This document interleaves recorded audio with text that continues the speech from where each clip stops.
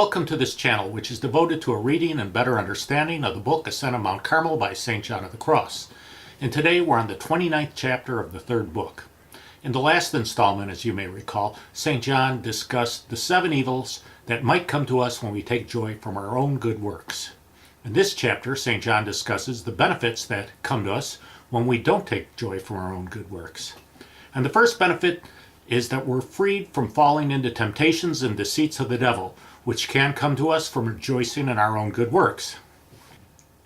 Your arrogancy has deceived thee, and the pride of thy heart. Taking joy in our own good works causes us to fall into a danger of self-satisfaction.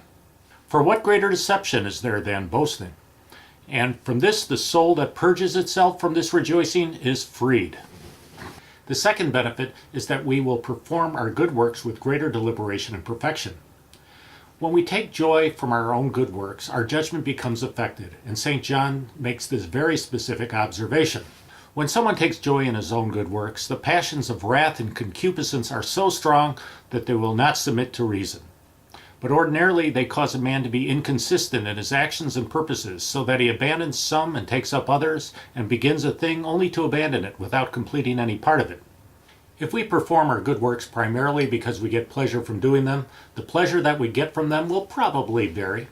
And sometimes we'll feel more pleasure, and sometimes we're going to feel less. And when that pleasure diminishes or even disappears, which is prone to happen in these sorts of things, we might just give up our own good works if we're just doing them for our pleasure.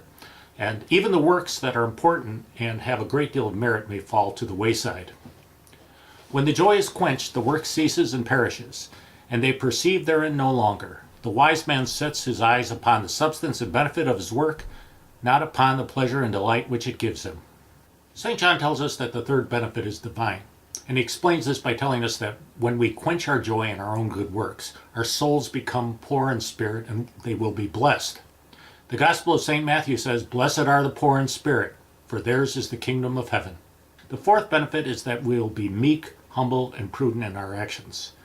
And we won't act out impetuously and rapidly as if we are impelled by the wrath and concupiscence which belong to this type of joy.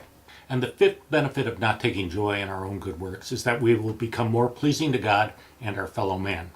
St. John tells us that this will be because we are freed from spiritual sloth, gluttony, and avarice, and from spiritual envy, and then from 1,000 other vices.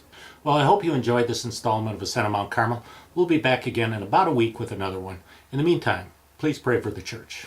Gotta mellow down easy, baby. You gotta mellow down easy, baby.